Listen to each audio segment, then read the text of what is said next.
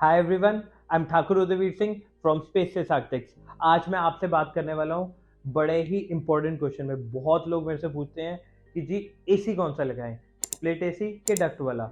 तो आज मैं प्रैक्टिकली आपको रूम में दिखाऊंगा कि डक्ट वाला एसी कैसे ज़्यादा सुंदर लगता है। तो आप देख सकते हो मेरी रूफ पे डक्ट की ग्रिल लगी हुई है, तो सिर्फ ग्रिल नज़र आ रही है और इंटीरियर्स के साथ ब्लेंड हो चुकी हुई है। तो स्प्लिट वाला एसी का डब्बा नजर आता है जो कई बार दिखने में इतना एस्थेटिकली अच्छा नहीं लगता है। तो आई वुड प्रेफर डक्टिंग वाला एसी ही लगाना चाहिए क्योंकि एस्थेटिकली ज़्यादा सुंदर लगता है। उसके बाद अलग क्वेश्चंस जो आते हैं मैं उसकी डिटेल में बात करता हूँ कि अब जैसे डक्ट वाला एसी लगा हुआ है तो इसकी जो मशीन है वो कहाँ एडजस्ट होगी। वो इस बेडरूम में नहीं एडजस्ट हुई हुई, वो ड्रेसिंग एरिया में लगी हुई है, ताकि अगर मेंटेनेंस वगैरह होनी है तो वो बंदा वहाँ पे आएगा और वहाँ से मेंटेनेंस कर लेगा। वेरेज अगर स्प्लिट एसी लगा होता तो वो बेडरूम में आके सारी आपकी मेंटेनेंस का काम करता।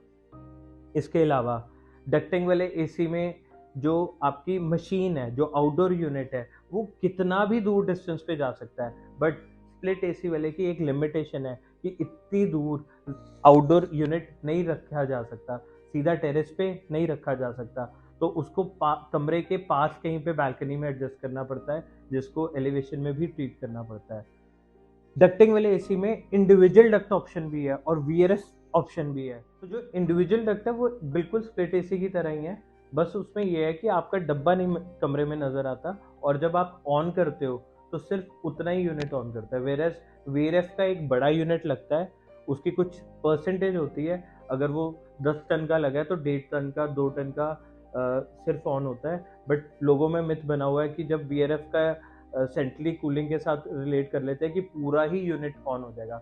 बट वीआरएफ में क्या होता है कि अगर आपका ऊपर यूनिट बड़ा लगा हुआ है तो आपने एक कमरे का ऑन अगर किया है तो सिर्फ उतना ही लोड लेगा और उतना ही आपकी बिजली की कंजम्पशन करेगा। और अगर कोई स्पेस पे ज़्यादा बड़ा यूनिट उसने ले भी लिया तो वो इवेंचुअली जब कूलिंग हो जाती है तो वो फिर लोअर साइड चला जाता है और बिजली भी कम कंज्यूम करता है कंपैरेटिवली।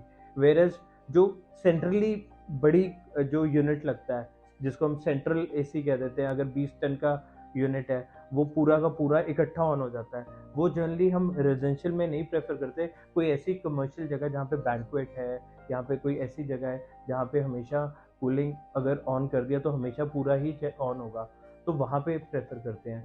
तो रेजिडेंशियल में तो हम क्लियरली वीआरएफ को मार्क्स देंगे सबसे ज़्यादा। अगर किसी को वीआरएफ नहीं लगाना है तो preferably go for ductable, individual ductable, जहाँ पे आपके हर कमरे का एक अलग आउटडोर यूनिट हो, बट वो डक्ट के अंदर और एस्थेटिकली ज़्यादा सुंदर हो। और अगर दोनों ही नहीं पसंद है तो स्प्लिट की तरफ ही जाना है। तो आपका डिसीजन है, जो आपको बेटर लगे वो करो। Thank you so much.